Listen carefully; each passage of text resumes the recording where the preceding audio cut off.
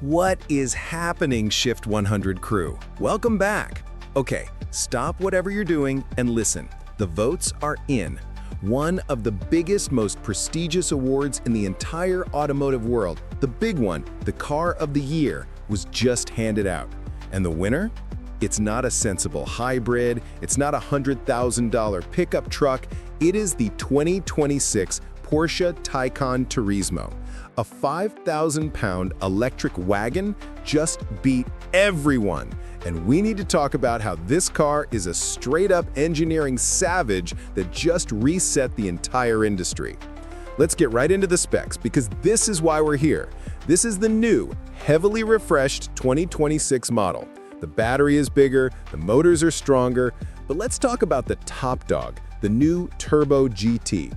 This thing puts out 777 horsepower standard, but then you hit launch control and it delivers an organ-rearranging 1,019 horsepower.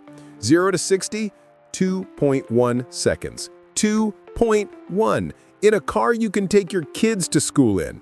Even the regular Turbo S is now a 938 horsepower monster. This isn't a car, it's a violation of physics. The biggest pro here isn't just the raw, dumb, fast acceleration. It's the control. The number one problem with EVs is mass. They are heavy.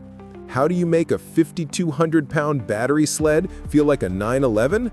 Porsche's answer is the new optional Active Ride suspension.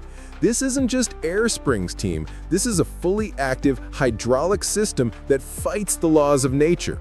You turn into a corner, the car actively leans into the turn like a motorcycle.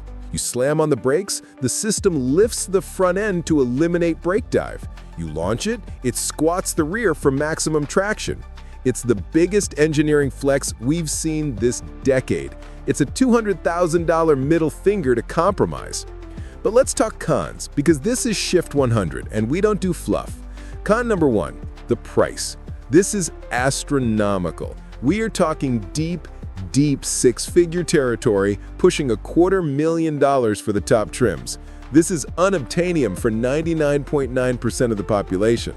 It's a statement piece, not a volume seller. Con number two, physics still exists. That active ride is brilliant, but it's masking mass, not deleting it. You drive this thing at 10/10ths on a track, and it will eat tires. I mean, it will vaporize them.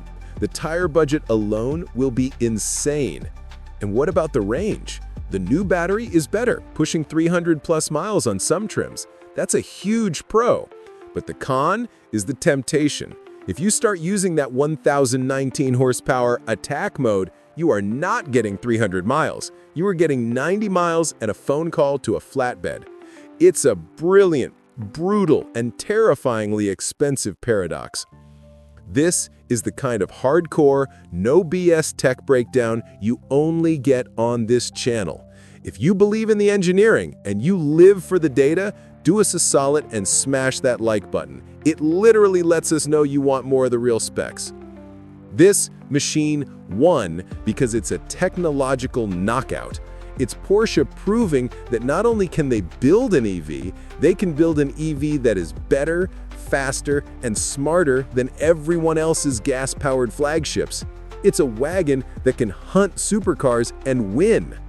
This is the new benchmark. This is the Shift 100 guarantee. We don't just review cars, we dissect the engineering that makes them bleed out fast. If you live for G-forces, cutting-edge tech, and the unvarnished numbers, you need to subscribe. We are the only channel that goes this deep.